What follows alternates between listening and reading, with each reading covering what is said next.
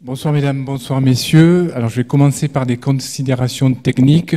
Évidemment, vous coupez vos portables, vous les mettez en mode avion, d'autant plus que l'événement de ce soir est vraiment exceptionnel, en ce sens que vous allez assister, je pense, à la première cousinade entre deux établissements culturels de Montpellier, puisque la médiathèque de Montpellier ainsi que le musée Fabre sont tous les deux des descendants de François-Xavier Fabre. Vous savez sans doute, alors pour le musée c'est très connu, mais les collections de la médiathèque sont majoritairement constituées, pour les parties anciennes, de livres, estampes, manuscrits provenant de Xavier Fabre. Donc j'accueille un cousin, Pierre Stefanov, que vous connaissez tous. Pas besoin de le présenter, je crois. Pierre Stefanov, c'est un peu le Lionel Messi des musées. Hein. Tous les musées se l'arrachent, ou aimeraient se l'arracher. Il déplace les foules, je vois que vous êtes très nombreux, comme d'habitude. Et il transforme un événement en beau miracle. On est toujours très content de l'entendre. Donc, Lionel, je vous laisse le ballon. Pardon, Pierre, je vous laisse la parole. Je vous souhaite une très bonne soirée et un bon voyage à travers les tableaux du musée Fabre. Et n'oubliez pas d'aller ensuite, ou dans les journées à venir, visiter l'exposition au 3e étage. Bonne soirée.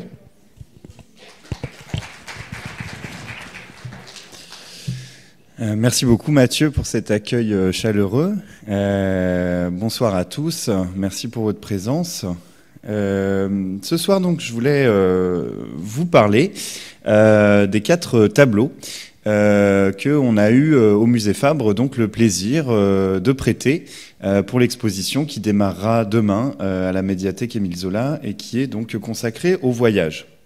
Alors on a souhaité avec Mathieu, avec les personnes de la médiathèque avec qui j'ai eu des échanges, on a souhaité bien sûr que ces œuvres puissent offrir un éventail varié sur ce thème du voyage. Et je l'espère, c'est ce qui va vous apparaître dans ces 4 tableaux que nous allons observer ensemble et disséquer de notre mieux. Alors voici donc le premier. J'ai voulu commencer par ce tableau parce que, ma foi, il nous donne une vision assez quotidienne et même prosaïque de ce que c'est que le voyage. C'est un peu le voyage pour nous aujourd'hui, mais transposé au XVIIe siècle. Le repos devant l'auberge donc de Jan Steen, qui est un des grands artistes du siècle d'or néerlandais, hein, le XVIIe siècle aux Pays-Bas, qui a été une période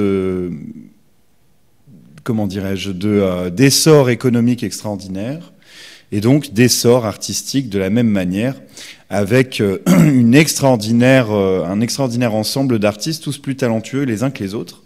Et Jan Steen fait incontestablement partie de ces peintres. Alors le tableau que nous avons sous les yeux, donc, il représente un moment du voyage qui est celui de la pause, celui du repos au terme d'une journée de mouvement, et sans doute avant d'en inaugurer une autre. Nous voyons au centre de l'image donc un voyageur qui s'est installé et qui s'apprête donc à recevoir un verre de vin d'une servante, d'une serveuse de cet établissement. Il est installé sous la tonnelle et on voit dans le ciel une lumière déclinante, hein, c'est la fin du jour. Donc on a cette ambiance à la fois de repos, de réjouissance, une ambiance un peu idyllique et souriante, avec donc un thème prosaïque, puisque les personnages que vous voyez, ils sont bien sûr non identifiés et évidemment non identifiables, hein, ce sont des anonymes. Et ce tableau, c'est ce qu'on appelle donc une scène de genre, c'est-à-dire un tableau qui ne représente pas d'histoire précise, ni tiré de la mythologie, ni tiré de l'histoire, ni tiré de la Bible. Un tableau qui ne représente pas non plus, enfin qui ne se focalise pas non plus sur des objets, donc ce n'est pas une nature morte, qui ne se focalise pas non plus sur la nature, donc ce n'est pas un paysage. Non, c'est un tableau qui représente une scène du quotidien, et c'est ce qu'on appelle donc une scène de genre, un genre artistique dans lequel les artistes néerlandais se sont particulièrement surpassés. C'est notamment le cas de Jan Steen, qui, dans ce XVIIe siècle néerlandais, qui a mis en place une véritable division du travail dans les arts, eh bien Jan Steen, toute sa vie, il a peint que des scènes de genre. C'était sa spécialité, et il n'a fait que ça. Alors Jan Steen, pour vous parler rapidement de sa carrière, il a une carrière assez typique des artistes néerlandais du XVIIe siècle, c'est-à-dire une carrière assez ennuyeuse, puisque ces artistes, eh bien, ce sont, pour ainsi dire, des artisans qui se concentrent sur leur art, s'efforcent de peindre des tableaux, de bien les vendre, de s'enrichir, de s'acheter une belle maison, de s'acheter des terres et de finir dans un état de confort économique raisonnable. Pour vous donner, pour vous dire combien c'est important cet aspect, vous avez de très nombreux artistes à cette époque, au XVIIe siècle, qui ont gagné leur pain grâce à leur art, qu'on puisse acheter de beaux champs, de belles maisons, faire des locations, faire de la rente, et qui ont arrêté de peindre parce qu'ils étaient assez riches pour ne plus peindre. Donc vous voyez une vie qu'on espère, au terme du travail, assez bourgeoise. Alors il n'empêche que c'est quand même un artiste qui lui-même a été en mouvement, qui a quand même changé de foyer, qui a quand même changé d'école, de ville pour travailler, puisque pour vous donner une idée, hein, il est originaire de Leyde, et je vais y revenir, hein, c'est une ville qu'on appelle en néerlandais Leiden, et donc il est reçu comme maître dans cette ville en 1648. Ça veut dire qu'il a le brevet officiel qui dit que c'est un peintre accompli et qu'il a le droit de travailler et d'ouvrir un atelier. On va le retrouver par la suite dans des villes telles que La Haye, telles que Delft, et même à Haarlem, qui est une ville près d'Amsterdam. Donc vous voyez un artiste qui est lui-même dans une situation de mobilité, qui est lui-même un voyageur. On relativise quand même, puisqu'on parle des Pays-Bas, où chacune des villes dont je vous parle sont à 20 km les unes des autres. Hein. Alors non, je peux pas. J'ai pas l'interrupteur.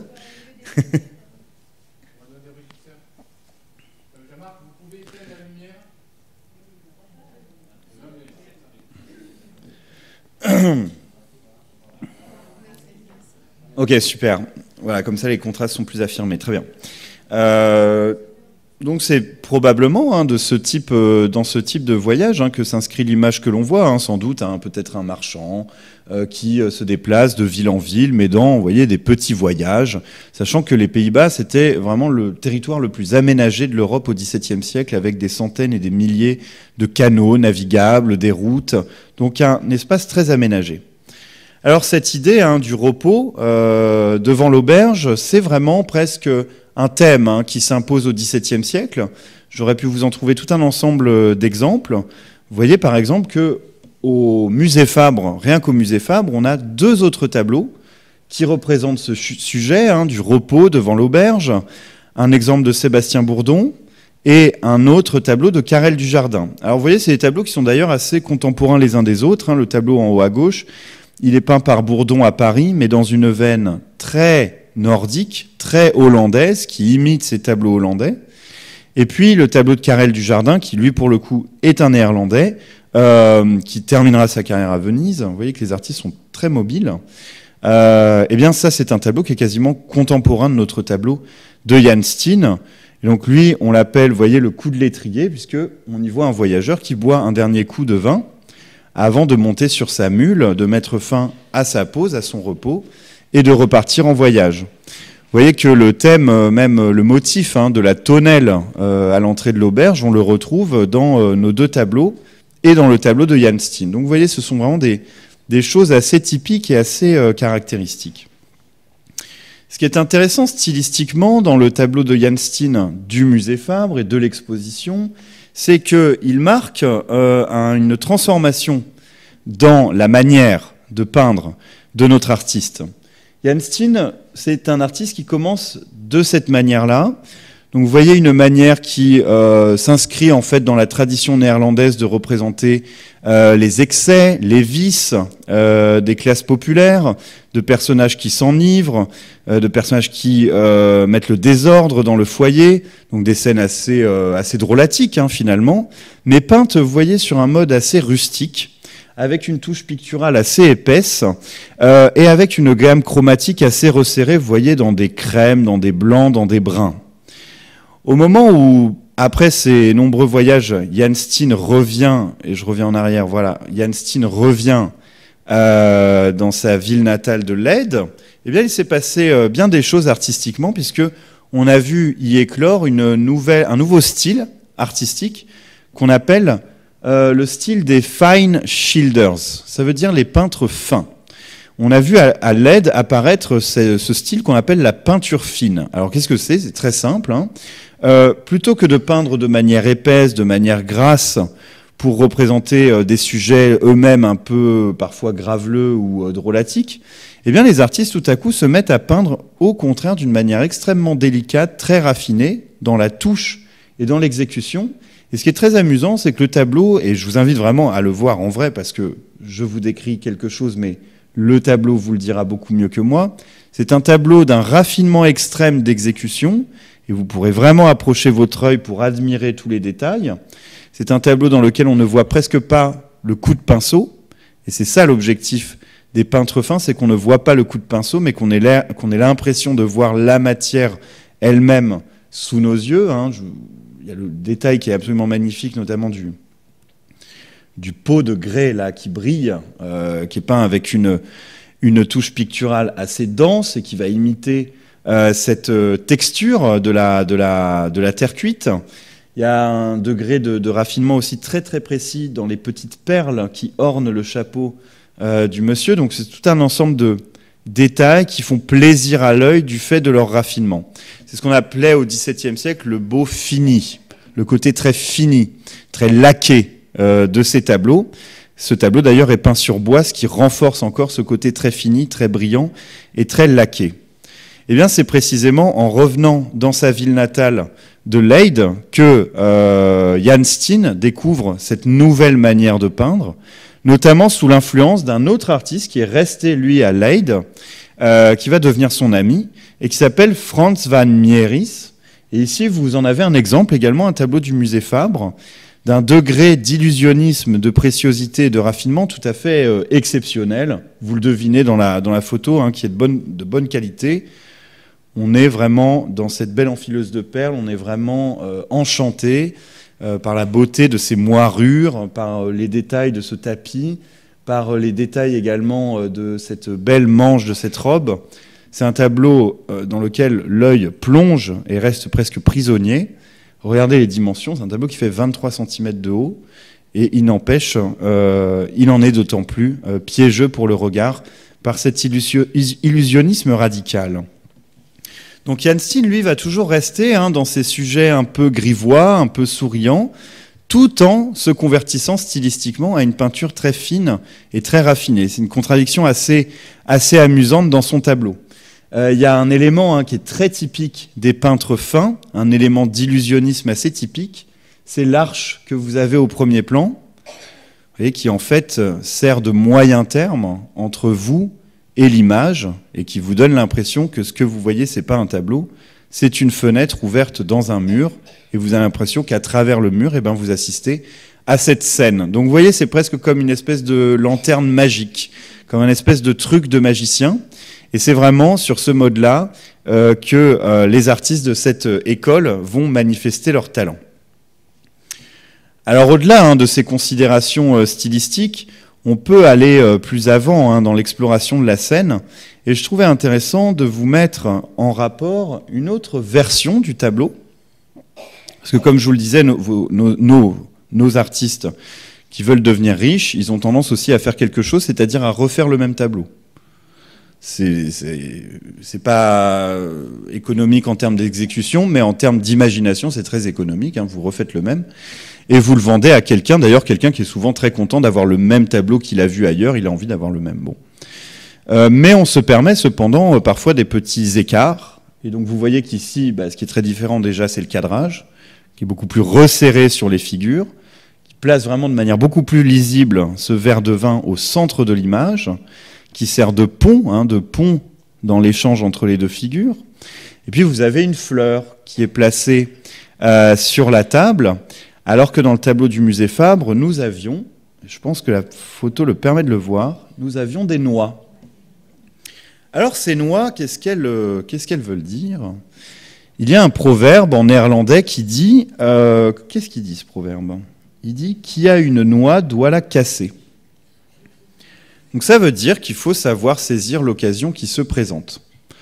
Et donc en fait, évidemment, ce petit détail ne fait que renforcer la tonalité érotique du tableau, avec ce personnage masculin, ce voyageur, qui est en train d'être séduit par cette tenancière, il y a souvent, en fait, dans la peinture néerlandaise, cette sorte de tension entre, d'une part, le consommateur libidineux, qui espère que le verre de vin sera un tremplin vers autre chose, et au contraire, la femme, la tenancière, qui incite à la consommation jusqu'à ce que sommeil s'ensuive. Ça, c'est, vous voyez, ça vous fait rire. Et évidemment, ces tableaux-là, ils étaient faits pour exprimer cette idée et pour faire rire, évidemment, les spectateurs. Il y a un autre détail érotique, enfin, dans ce registre érotique. Enfin, il y en a deux autres même. Il y a d'une part le coq, qui peut parfois être un symbole de lubricité et de désir, qui est à gauche. Et puis à droite, sur le mode presque de l'avertissement, vous avez le chien endormi. Alors, qu'est-ce que représente le chien endormi ? En fait, dans l'iconographie de l'art en Occident, le chien représente la fidélité, mais il représente aussi la veille, la prudence, puisque le chien monte la garde. Donc un chien endormi représente l'imprudence, précisément, parce qu'un chien ne doit pas dormir, justement, il doit veiller sur son maître. Et là, le chien ne veille pas sur son maître, donc ce personnage va peut-être se laisser berner, se laisser enivrer, se laisser pousser à la consommation. Donc vous voyez une tonalité érotique assez manifeste dans ce tableau ravissant. Et d'autre part, je voulais également élargir cette question de l'offrande du verre de vin, parce que ça c'est vraiment aussi un motif qui se retrouve particulièrement dans cette peinture du XVIIe siècle, et c'est presque l'image de la séduction en fait. Un petit peu comme on invite à une danse pour séduire, eh bien l'offrande du verre de vin, c'est aussi comme une sorte de rituel sentimental, érotique, que tous nos peintres de scènes de genre de ce siècle d'or néerlandais ont exploré. Alors je vous en ai mis deux exemples.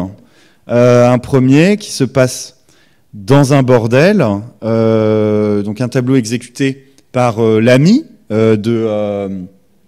oui, certains commencent à voir le détail, qui tue.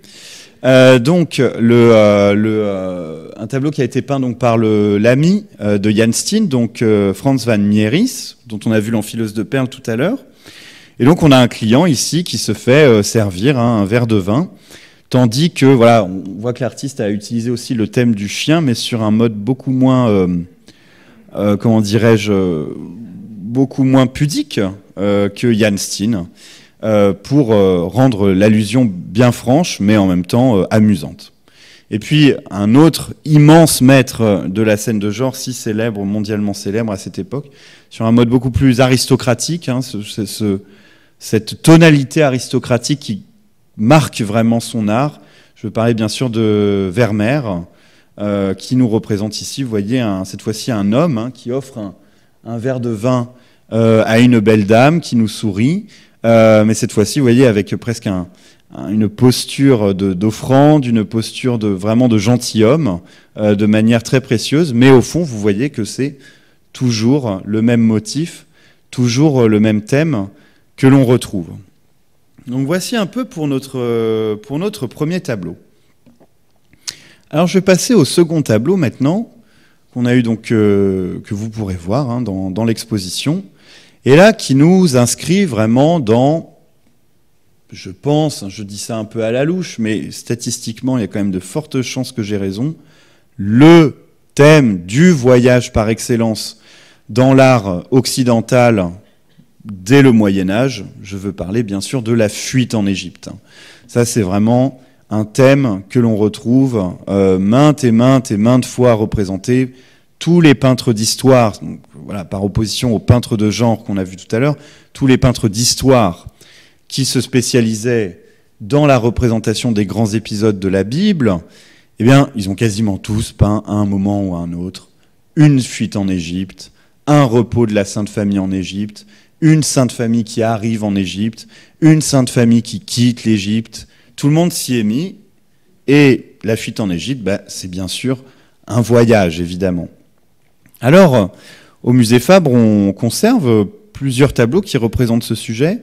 Et l'exemple qui est peut-être le plus précieux, c'est ce ravissant tableau du tout début du XVIIe siècle, peint sur cuivre. Et je vous invite également, quand vous irez voir l'exposition, à être attentif à cet aspect, puisque de même que le tableau précédent est peint sur bois et a ce côté laqué, précieux et brillant, et bien de la même manière, ce tableau de Ludovico Cardi, qu'on surnomme Cigoli, eh bien il est peint sur cuivre et ça lui donne également un degré de précision, de raffinement, de brillance et donc de plaisir pour l'œil qui est tout à fait exceptionnel.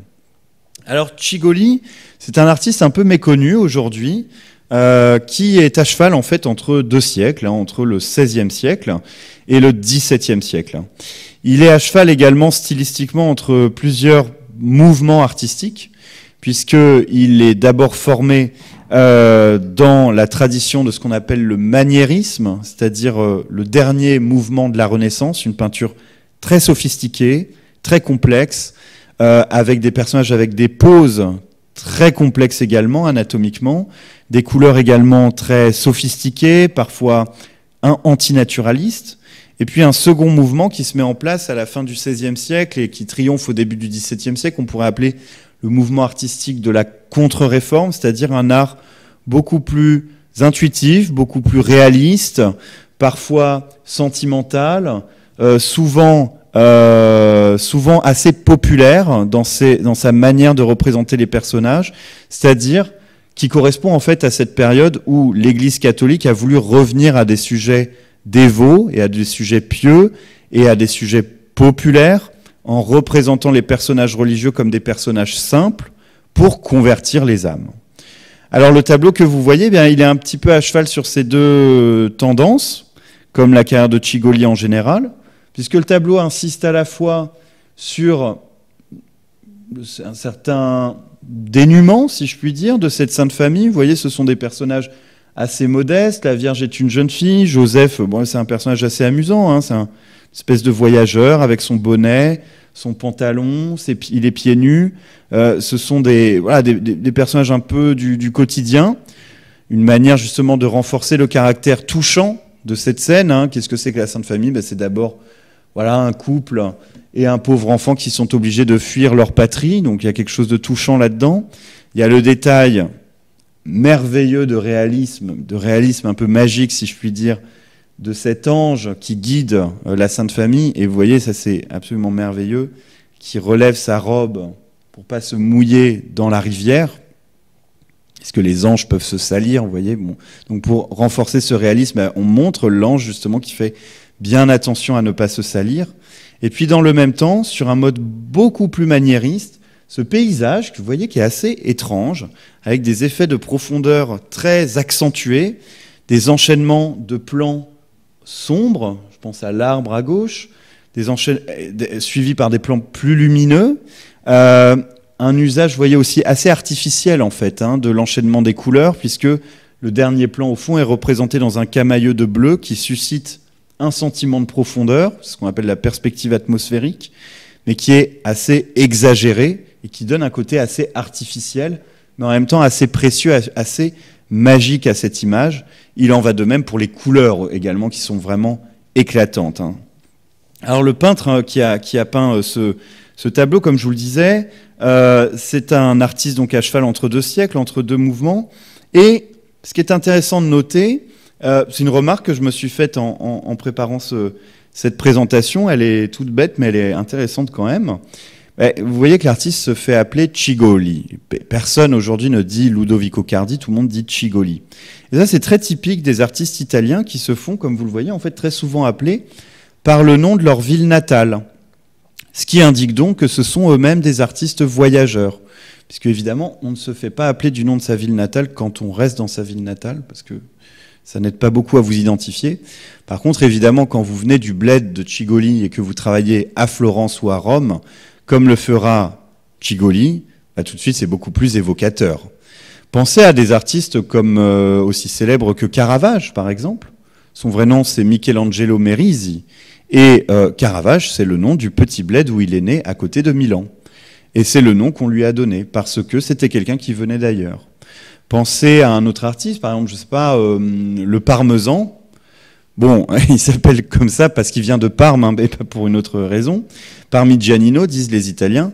mais son vrai nom, c'était Girolamo Mazzola. Donc, on change, vous voyez, les noms en fonction de l'origine des artistes.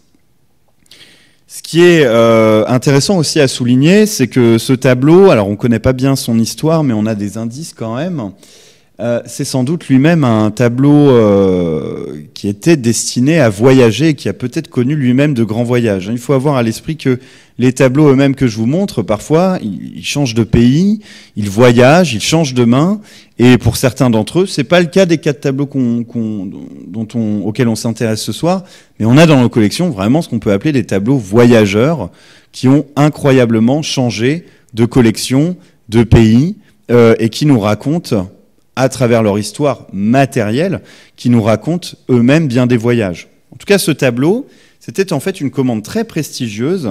C'était en fait le grand-duc de Toscane, Ferdinand Ier de Médicis, qui avait commandé un cadeau pour la reine d'Espagne, Marguerite d'Autriche, qui était en fait la cousine de sa bru, c'est-à-dire la cousine, oui voilà, la cousine de la fille de son fils qui deviendra lui-même grand-duc à sa suite, donc un cadeau diplomatique.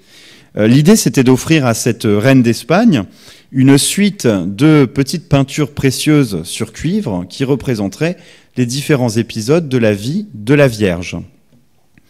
Et pour ce faire, eh bien, le grand-duc de Florence avait sollicité tout un ensemble d'artistes célèbres florentins de la fin du XVIe et du début du XVIIe siècle pour réaliser chacun un épisode. Et chacun devait être peint sur cuivre. Et ces tableaux avaient vocation à rejoindre un couvent en Espagne, dont la reine d'Espagne était la fondatrice et qui était dédié à la Vierge. Alors, par exemple, vous voyez un artiste comme Alessandro Allori, qui est un artiste dont on a un tableau d'ailleurs assez magnifique au musée Fabre, devait peindre une nativité, épisode important de la vie de la Vierge. Son fils Cristofano Allori devait peindre une représentation de la Vierge du Rosaire.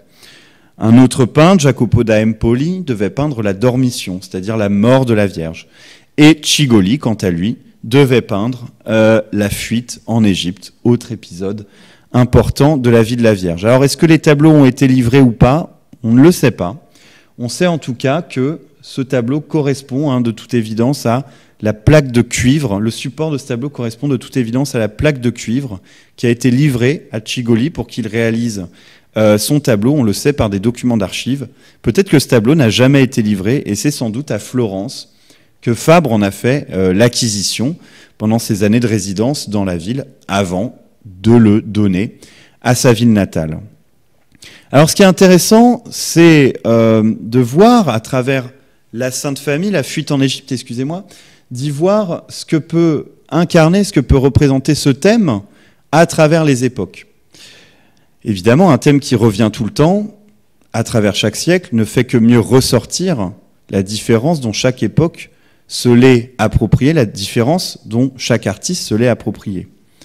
Alors ce que je trouve intéressant à souligner notamment, c'est que très souvent, bien sûr, il y a cette thématique de la tendresse, de l'amour maternel. Vous voyez, ici, je vous en ai mis un exemple plus ancien d'un siècle. Là, on est à l'époque des primitifs flamands. On est aux Pays-Bas, un tableau de Gérard David. Alors, vraiment un petit tableau merveilleux, un vrai bijou, qui représente de manière tout à fait touchante cette très belle Vierge qui se repose. On fait une halte pendant le voyage. On donne à manger à l'enfant des petits raisins, qui évidemment, d'un point de vue symbolique, annonce son sacrifice, l'image du vin, bien sûr, avec le détail absolument adorable de l'âne, tellement sympathique, qui regarde la scène, et l'autre détail adorable de Joseph, qui est en train d'essayer de trouver à manger dans un arbre fruitier. J'ai envie vraiment de valoriser, de souligner combien à partir du XVIIe siècle, qui est le siècle au cours duquel on va voir fleurir pleinement dans les arts l'art du paysage, eh bien, j'ai vraiment envie de vous souligner le rôle que joue le thème de la fuite en Égypte dans l'éclosion de l'art du paysage en tant que tel. On le devine dans le tableau de Cigoli, vous voyez que le paysage joue un rôle assez important. On le voit de manière très manifeste ici, dans cette peinture d'Annibal Carrache, un peintre actif à Rome, que Cigoli a connu, c'est incontestable, et qui s'est donné ici, vous voyez, pour objectif de représenter la fuite en Égypte, mais qui en a fait également l'opportunité de construire un paysage très harmonieux, très majestueux, un paysage classique, bien ordonné, bien rythmé, par de belles lignes horizontales, hein, les plans de ces collines, le cours de cette rivière, et de belles lignes verticales, les arbres notamment, vous voyez, qui encadrent la scène à gauche et à droite comme des espèces de rideaux, et puis cette construction majestueuse, cette fabrique à l'antique qui donne également de la noblesse à cette image. Le tableau que vous voyez ici, hein, c'est un tableau absolument décisif dans l'art du paysage, c'est un des tout premiers grands paysages classiques de l'histoire de l'art en tant que tel. Autre artiste que Cigoli a connu, qui est également un artiste qui a joué un rôle décisif dans le développement et l'éclosion du paysage, c'est l'Allemand Adam Elsheimer, qui travaillait à Rome. En fait, il y a fait l'essentiel de sa carrière et qui s'est donné notamment pour spécialité, et c'en est un exemple assez magnifique, c'était donné notamment pour spécialité la représentation de scènes nocturnes, vous voyez, qui est représentée ici avec énormément de poésie, énormément de mystère, avec ce détail, encore une fois, ravissant, vous voyez, de Joseph, que l'on devine à peine en train de jouer avec l'enfant Jésus, alors qu'on s'apprête à trouver une halte. Vous voyez, au fond de cette clairière, de s'approcher de ces bouviers hein, qui se reposent avec leurs bêtes. Puis on a cette image aussi très poétique de la lune et de son reflet. Alors dans ce contexte hein, du thème de la fuite en Égypte, on peut parfois avoir des représentations encore plus attendrissantes et encore plus sentimentales. Alors je vous en donne un exemple, j'espère que ça va vous plaire. C'est un thème qui est méconnu, qu'on appelle donc, c'est un épisode de la fuite en Égypte, c'est ce qu'on appelle la lessive de la Sainte Famille. Donc qu'est-ce qu'on voit en fait? On voit la Vierge qui est en train de laver les langes de l'enfant Jésus, des langes que les petits anges s'apprêtent à poser sur un arbre pour les laisser sécher.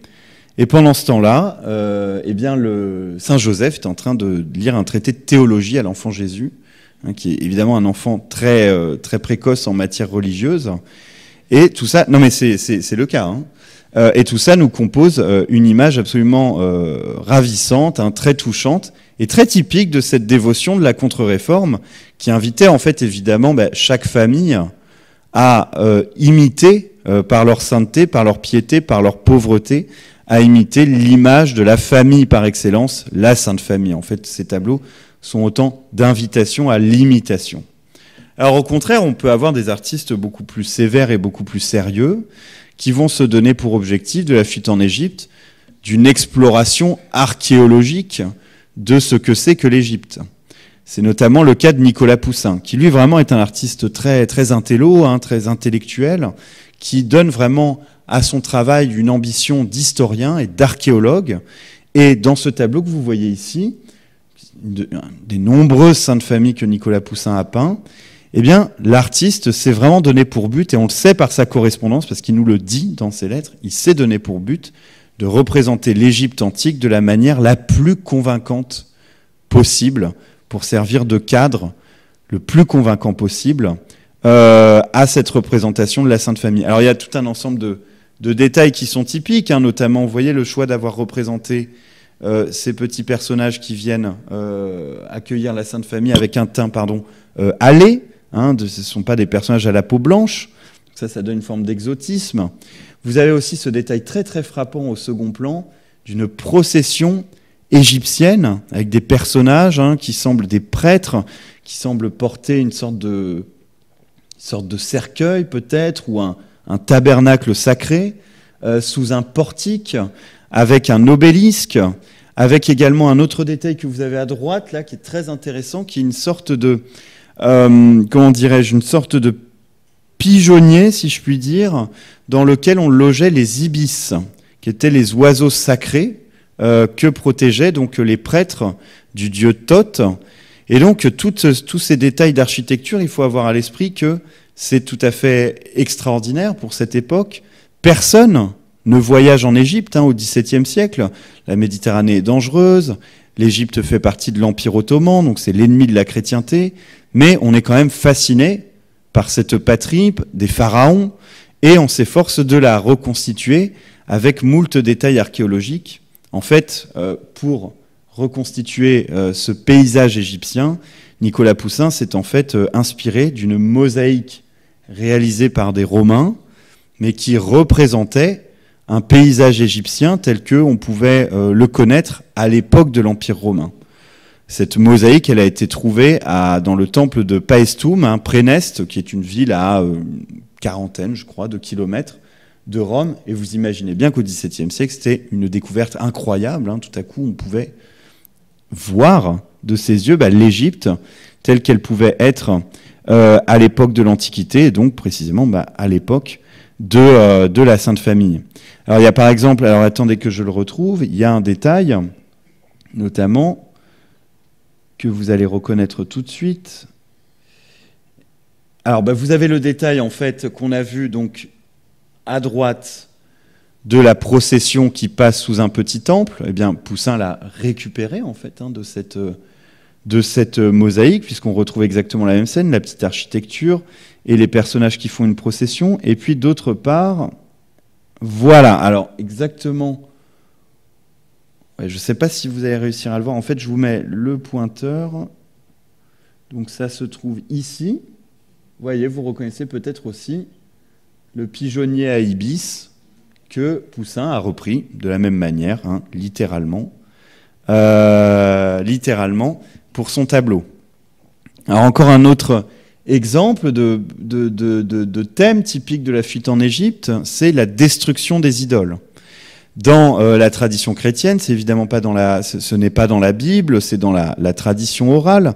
On raconte que lorsque l'enfant Jésus pénétra en Égypte, il fut initié peut-être à des mystères des prêtres égyptiens, mais dans le même temps, son passage provoqua la destruction des idoles païennes.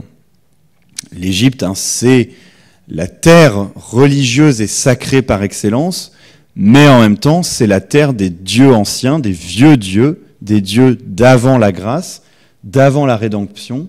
Et donc, on raconte que lorsque l'enfant Jésus passa devant les statues des dieux égyptiens, ceux-ci s'écroulèrent et lui laissèrent la place pour instituer cette nouvelle religion qu'il allait bientôt susciter. C'est ce qu'on voit dans ce tableau très spectaculaire de La Grenée, où on voit que l'enfant Jésus est, pour ainsi dire, en train d'exorciser, d'un geste d'autorité. Il est en train d'exorciser un temple égyptien, et on voit les anges, dans une dynamique assez magnifique, c'est vraiment un très beau tableau, sont en train de renverser les idoles païennes. Allez, encore un autre exemple que j'ai plaisir à vous montrer, puisque c'est un tableau de Louis Goffier, un artiste au sujet duquel nous avons organisé une exposition au musée Fabre l'été dernier, et qui vous représente ici, encore une fois, sur un mode très intéressant, très typique, encore une fois, de son époque, sur un mode néoclassique. On est peu avant le début du XIXe siècle, qui nous représente la fuite en Égypte, à la manière de Poussin, comme un véritable archéologue, encore une fois, mais avec des données archéologiques encore plus fiables que celles de Poussin, puisque vous voyez qu'il a représenté un temple égyptien avec la forme si caractéristique du pylône, c'est-à-dire avec ce côté recourbé en hauteur, que vous n'aviez pas dans le tableau de Poussin, et qui est très typique de l'architecture égyptienne, et de la même manière avec une espèce de fascination pour les hiéroglyphes, qui sont représentés avec beaucoup de précision, mais à une époque où on ne sait pas encore les lire. Eh bien, cette période, ce tableau correspond précisément à l'époque de l'éclosion de l'archéologie, qui petit à petit devient une discipline de plus en plus scientifique en Europe, si bien que les Saintes Familles, ça devient presque des traités d'archéologie en peinture. Alors vous voyez, si on revient, nous, à notre tableau du musée Fabre, lui, il insiste surtout sur cette veine douce, émouvante, très typique de la peinture de la Contre-Réforme, qui insiste surtout sur, si je puis dire, le mystère de l'incarnation. C'est-à-dire que l'enfant Jésus était pleinement un homme. Donc, vous voyez, c'est un petit bébé assez mignon, que la Vierge était une femme véritable et qu'elle l'allait. On ne craint pas de représenter ce détail qui assure pleinement l'humanité de la Sainte Famille et l'humanité du Christ. Alors j'en viens à un troisième tableau maintenant, une esquisse donc de François-Xavier Fabre. donc le fondateur de notre musée de Montpellier, qui s'est intéressé ici, cette fois-ci, vous voyez, on n'est plus dans le registre du quotidien, on n'est plus dans le registre de la Bible, on est cette fois-ci dans le registre de la mythologie antique, de la mythologie grecque. Alors je vous présente tout d'abord l'épisode qui est figuré ici, parce qu'il est peu connu aujourd'hui, alors qu'au temps de Fabre, à la fin du XVIIIe siècle et au début du XIXe siècle, il a connu un succès exceptionnel. C'est l'histoire de Philoctète. Alors qui est Philoctète ? C'est un ami d'Hercule, qui l'aide à la fin de sa vie, à la fin de la vie d'Hercule, qui l'aide à dresser le bûcher sur lequel Hercule va se suicider pour ensuite gagner l'éternité et rejoindre l'Olympe. Et en remerciement, avant de se jeter dans le bûcher, en remerciement de son aide, eh bien Hercule offre à Philoctète son arc et ses flèches magiques. Alors l'histoire avance par la suite, et finalement la guerre de Troie se prépare, et on apprend, grâce à un oracle, que la guerre de Troie ne pourra être gagnée qu'avec l'aide des armes magiques d'Hercule. Donc on sait que c'est Philoctète qui les possède. Mais Philoctète avait promis de garder secrètes ces armes. Il ne devait pas les révéler. Finalement, il se laisse convaincre de les révéler et de prendre part à la guerre de Troie. Donc il rejoint tous les guerriers qui préparent leur flotte. Et sur le chemin du voyage, eh bien, Philoctète fait tomber une des flèches empoisonnées d'Hercule, parce qu'il y a du poison dans les flèches d'Hercule, il fait tomber sur son pied. Il se blesse, et tout à coup, eh bien, cette blessure se met à émettre une odeur absolument abominable, mais tellement abominable qu'elle démoralise toute l'armée grecque. Et on choisit donc d'abandonner le pauvre Philoctète sur une île, on le laisse tout seul pendant le chemin du voyage. Donc là, vous voyez, c'est un autre genre de voyage qui n'est pas très amusant, c'est un exil.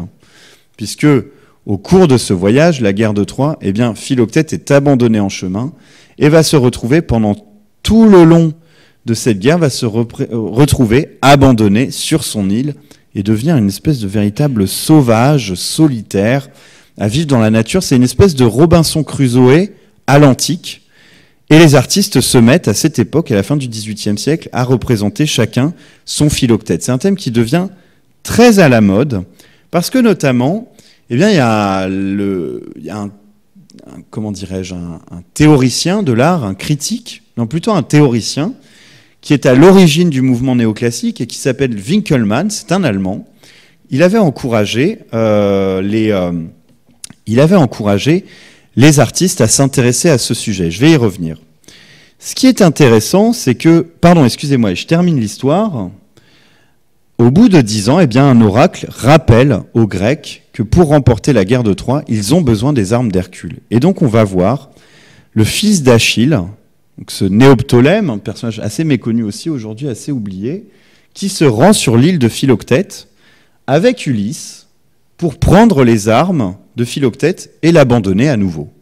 Donc, vous voyez, c'est un sujet assez tragique, assez pathétique, et on reconnaît bien les personnages. À droite, le sauvage Philoctète, avec, vous voyez, un oiseau qu'il a chassé pour se nourrir. Au centre de l'image, le jeune Néoptolème, qui a pris les armes, qui s'apprête à partir, mais qui est touché par la détresse de Philoctète.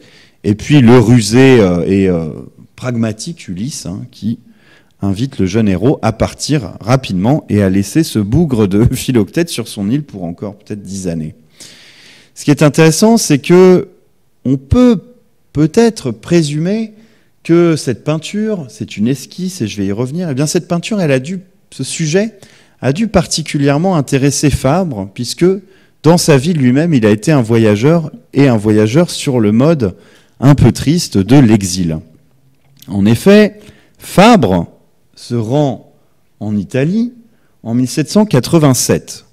Et lorsqu'il se rend en Italie, c'est parce qu'il a remporté le prix de Rome, le grand prix de l'Académie, qui lui garantit un séjour de 4 ans en Italie, à Rome, la patrie des arts, ce qui va lui permettre de se former à la peinture et ensuite de rentrer à Paris, et on lui souhaite une très belle carrière. Et bien, c'est pas du tout ce qui va se passer, puisque Fabre, sans le savoir, va en fait passer 30 ans en Italie. Alors tout d'abord, je vous le dis, un séjour de formation à l'Académie de France à Rome, c'est ce bâtiment monumental que vous voyez ici, le Palazzo Mancini qui est sur le Corso. Donc un lieu d'émulation, d'apprentissage. Je vous ai mis ici un assez charmant dessin de Charles Percier, qui est un contemporain de Fabre, un de ses camarades à l'Académie de France à Rome. Dans ce dessin, vous voyez de jeunes gens, de jeunes artistes, vous voyez qui se retrouvent. Le personnage au centre a un portefeuille à dessin sous le bras. Ils sont en train de discuter avant de se lancer à la découverte de la ville, où ils vont copier les sculptures antiques, les peintures de Raphaël, de Michel-Ange. Et puis, finalement, à cause de la Révolution française, eh bien Fabre, qui est de tendance plutôt conservatrice, va choisir de ne pas rejoindre la France, mais de demeurer en Italie, de se couper de son pays, de se couper de sa patrie, et finalement de s'installer à Florence, dans ce bâtiment que vous voyez ici, où il va passer plusieurs décennies, c'est son palais, et où il se constitue sa collection. Avant, imaginez de décider en 1825, il est parti en 1787, et c'est en 1825, au terme de sa vie, qu'il va faire le choix de rentrer dans sa ville natale et d'offrir sa collection. Donc j'ai vraiment envie de penser que ce sujet de Philoctète a dû particulièrement parler à Fabre, qui était lui-même un exilé, qui avait lui-même choisi, ce qui n'est pas le cas de Philoctète, qui avait lui-même choisi l'exil et qui était coupé de sa patrie. Alors il faut savoir que ce tableau, en fait, cette petite esquisse que nous avons au musée, est en fait préparatoire à un très grand tableau que nous avons également au musée et que je vous ai mis ici. Vous voyez que le tableau final fait 4,53 m de large, alors que l'esquisse fait 54 cm de large. Donc il y a vraiment une différence assez spectaculaire. Bon, c'est toujours amusant de regarder les variantes. On voit ici que, notamment, j'attire votre attention sur le fait que Fabre a représenté Philoctète assis.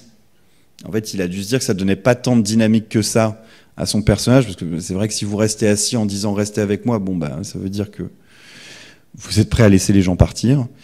Alors que ici, vous voyez que le personnage est debout, en fait, et il a vraiment une assise qui est très forte, très prononcée sur sa jambe droite, avec ce beau mollet qui ressort bien et qui donne beaucoup plus de tension à ce personnage pathétique. On voit également que l'artiste a vraiment renforcé ce visage un peu de furieux, échevelé, de ce pauvre Philoctète sauvage et abandonné. Alors pourquoi cet intérêt pour ce sujet à cette époque ? Parce que Winckelmann donc, avait souligné la beauté de ce personnage antique, sa beauté, son mélange de beauté et de pathétique. Et tout ce qui intéresse les artistes néoclassiques précisément, c'est de savoir représenter la douleur sans rendre la figure horrible, sans tomber dans la laideur. En fait, cette évocation de Philoctète, elle a lieu à l'occasion d'un ouvrage donc, que Winckelmann avait écrit et dans lequel il se faisait le théoricien d'un art nouveau qui n'existait pas encore, mais évidemment quand il y a un grand intello qui se met à dire il faut faire ça, tous les artistes, 15 ou 20 ans après, se mettent à tous peindre comme ça pour correspondre aux grandes idées du grand visionnaire.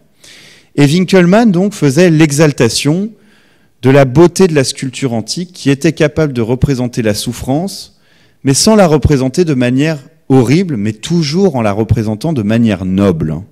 Et pour Winckelmann, l'expression suprême de cette beauté et de ce pathétique habilement mêlé, harmonieusement mêlé, c'est cette sculpture du Laocoon, qui est un des antiques les plus célèbres des collections du pape, et qui vous représente, vous voyez un personnage qui est en train de se faire en fait étouffer par un serpent, mais qui ouvre la bouche, mais sans pousser un hurlement qui lui déformerait le visage.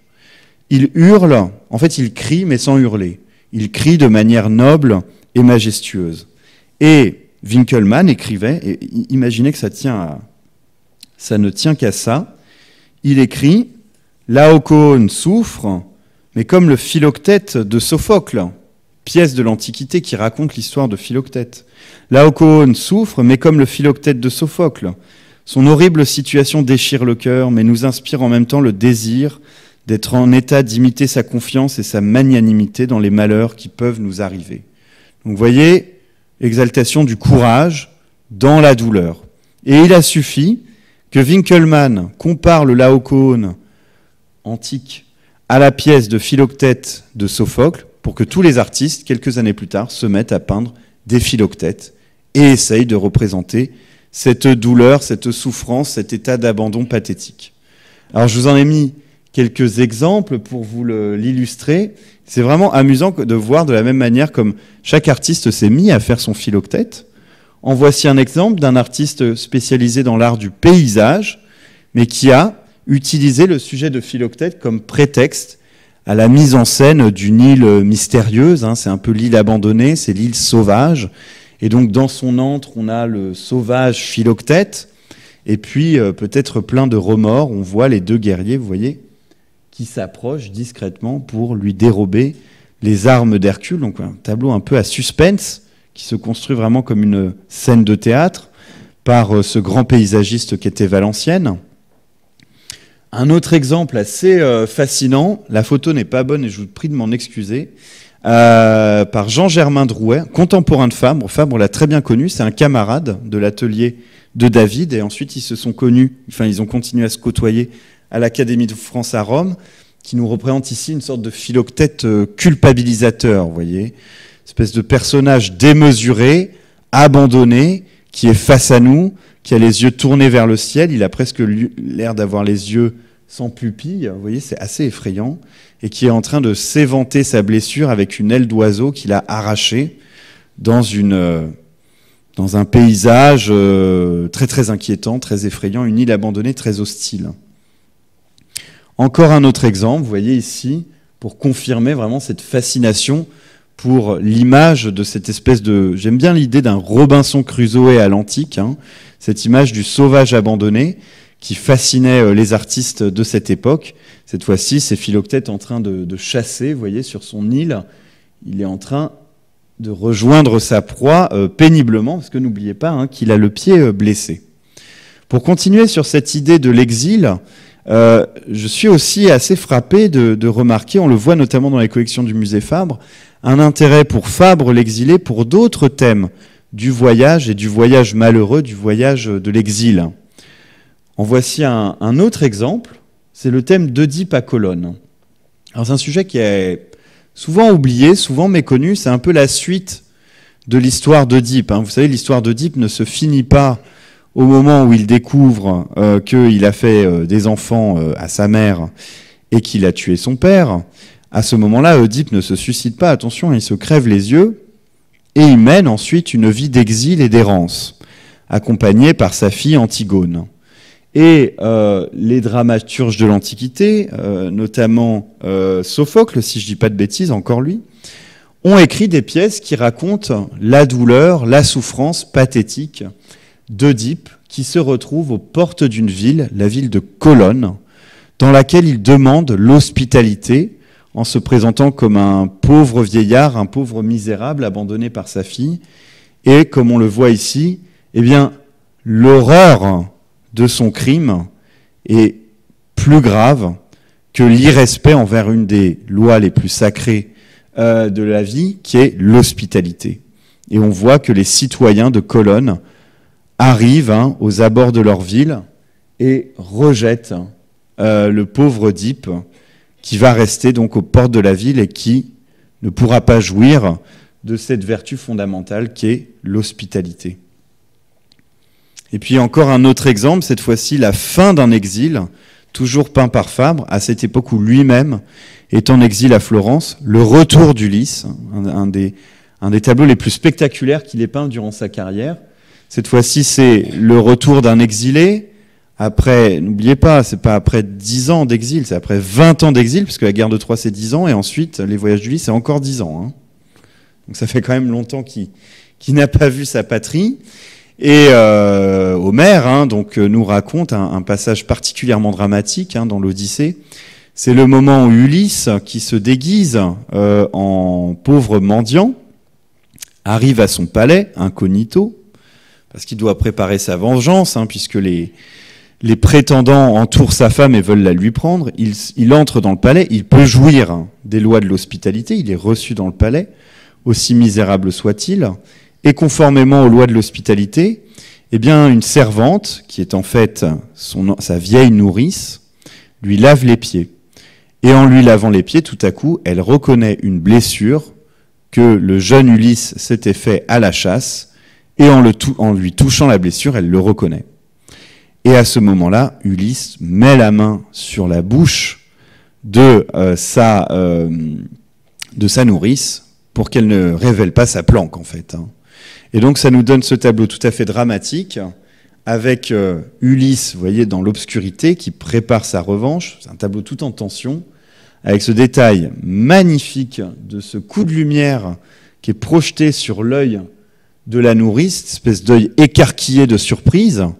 Et puis, au second plan, sur un mode plus poétique, plus élégiaque, la belle Pénélope qui est en train de rêver de son mari qu'elle croit si loin et qui est pourtant si proche. Donc, vous voyez, de la même manière, on est assez tenté d'imaginer que notre cher Fabre, en peignant ce tableau, devait penser lui-même à sa patrie qu'il avait quittée et qu'il ne rejoindra, imaginez, que 25 ans après avoir peint cette toile.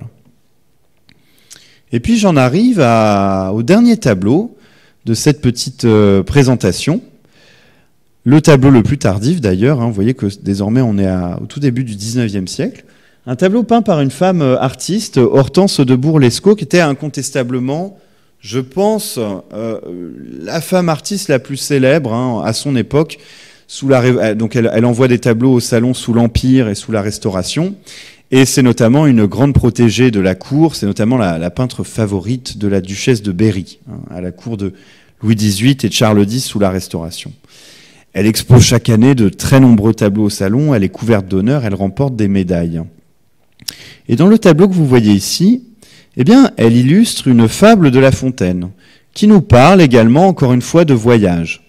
Et ce que je trouve intéressant, c'est qu'elle nous en parle de manière assez typique des fables, c'est-à-dire de manière totalement abstraite. C'est un voyage, encore une fois, un voyage assez universel, c'est pas le voyage précis de tel ou tel héros, c'est pas le voyage précis de tel ou tel personnage de la Bible, c'est tout simplement le voyage d'un père et de son fils qui veulent aller à la ville pour vendre un âne. Dans la fable, je vais vous lire la fable en fait, puisque je l'ai rapportée et elle est assez méconnue, donc c'est l'occasion de la lire et de l'écouter. Alors, je vous ai passé l'introduction, parce que La Fontaine écrit une première introduction où il parle du pouvoir de la fable, et j'en viens directement au récit. Donc, il écrit « J'ai lu dans quelque endroit qu'un meunier et son fils, l'un vieillard, l'autre enfant, non pas des plus petits, mais garçons de 15 ans, si j'ai bonne mémoire, allaient vendre leur âne un certain jour de foire. Afin qu'il fût plus frais et de meilleur débit, on lui lia les pieds, on vous le suspendit. Puis cet homme et son fils le portent comme un lustre. Pauvres gens idiots, couple ignorant et rustre, le premier qui les vit de rire s'éclata. Quelle farce, dit-il, vont jouer ces gens-là? Le plus âne des trois n'est pas celui qu'on pense. Le meunier, à ces mots, connaît son ignorance. Il met sur pied sa bête et la fait détaler. L'âne, qui goûtait fort l'autre façon d'aller, se plaint en son patois. Le meunier n'en a cure, il fait monter son fils, il suit, et d'aventure, passe 3 bons marchands. Cet objet leur déplut. Le plus vieux au garçon s'écria tant qu'il put. « Oh là, oh, descendez, que l'on ne vous le dise, jeune homme qui menait laquais à barbe grise, c'était à vous de suivre, au vieillard de monter. Messieurs, dit le meunier, il vous faut contenter. » L'enfant met pied à terre, et puis le vieillard monte. Quand 3 filles passant, l'une dit, c'est grand honte qu'il faille voir ainsi clocher ce jeune fils, tandis que ce nigaud, comme un évêque assis, fait le veau sur son âne et pense être bien sage. Il n'est, dit le meunier, plus de veau à mon âge. Passez votre chemin, la fille, et m'en croyez. Après main colibet, coup sur coup renvoyé, l'homme crut avoir tort et mit son fils en croupe. Au bout de 30 pas, une 3e troupe trouve encore à gloser. L'un dit, ces gens sont fous, le baudet n'en peut plus, il mourra sous leurs coups. Et quoi, charger ainsi cette pauvre bourrique? N'ont-ils point de pitié de leurs vieux domestiques? Sans doute qu'à la foire ils vont vendre sa peau. Parbleu, dit le meunier, est bien fou du cerveau, qui prétend contenter tout le monde et son père. Essayons toutefois si par quelque manière nous en viendrons à bout. Ils descendent tous deux. L'âne, se prélassant, marche seul devant eux. Un quidam les rencontre et dit « Est-ce la mode que Baudet aille à l'aise et Meunier s'incommode ? Qui de l'âne ou du maître est fait pour se lasser ? Je conseille à ces gens de le faire enchasser. Ils usent leurs souliers et conservent leur âne. Nicolas au rebours, car quand il va voir Jeanne, il monte sur sa bête.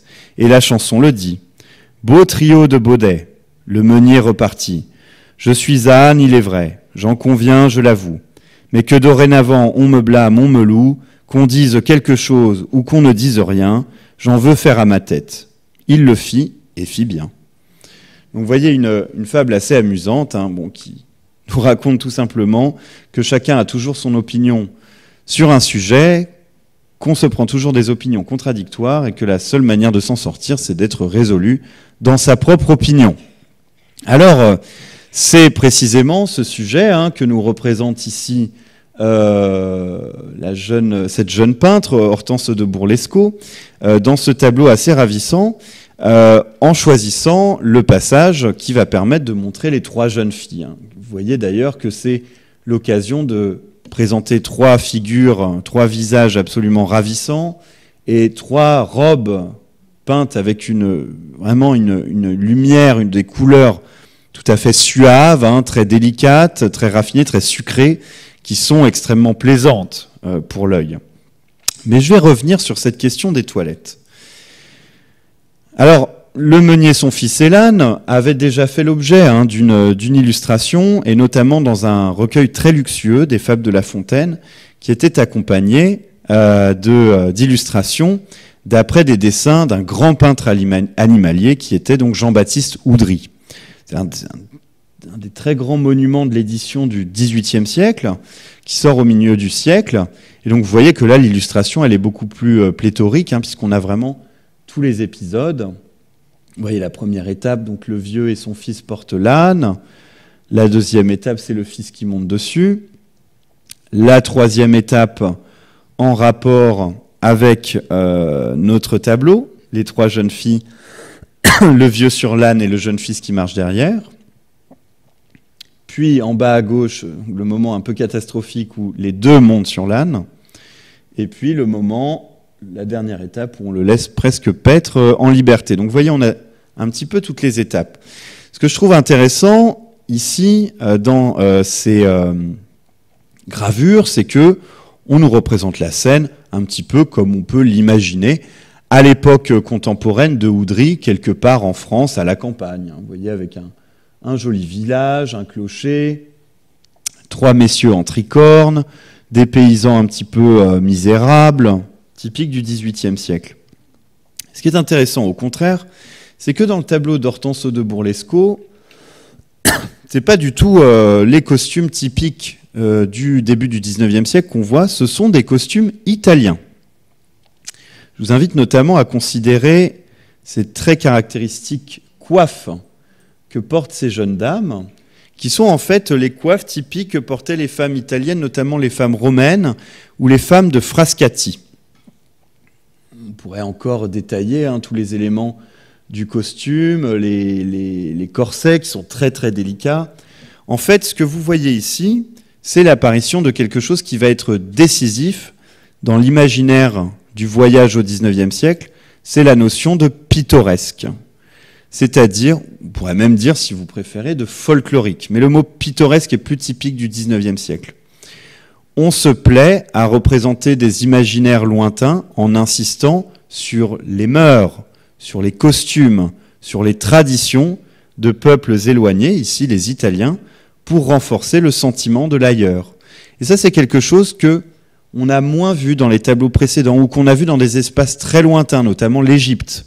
C'est quelque chose qui va pleinement s'affirmer au XIXe siècle avec la fascination pour ces contrées lointaines, l'Italie, mais bientôt l'Espagne, mais bientôt l'Orient, tous ces éléments qui vont susciter des rêveries à l'époque romantique qui est en train d'apparaître.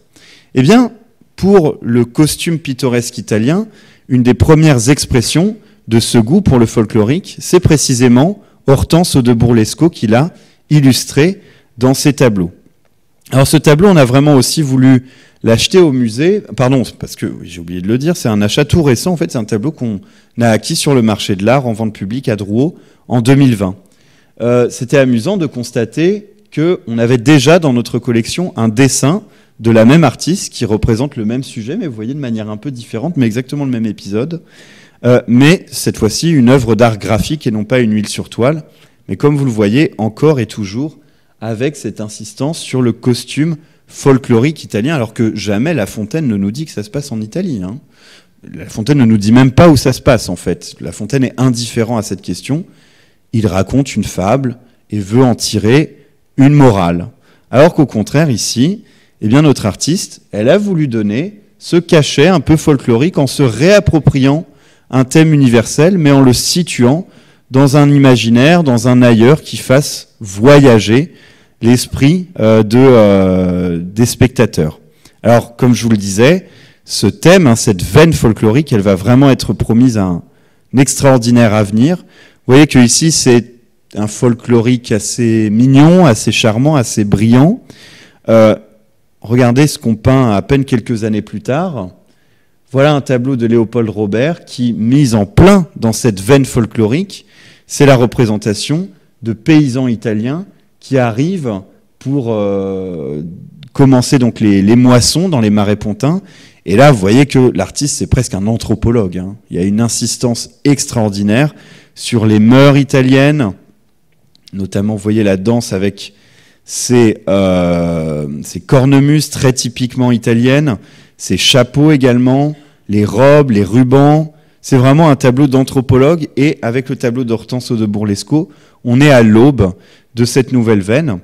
Et vraiment, j'insiste là-dessus, la veine des paysans italiens, des costumes folkloriques italiens est promise à un immense avenir dans tout le 19e siècle, aussi bien dans la peinture française que dans toute la peinture européenne.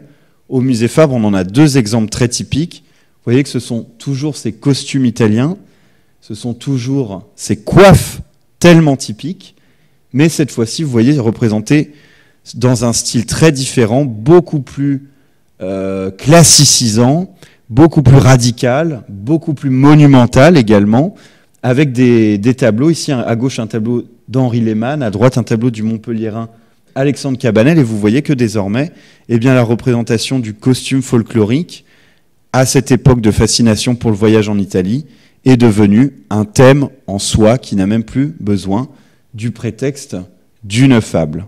Voilà, je vous remercie pour votre attention, et si vous avez des questions, eh bien, je suis tout oui. Merci à tous.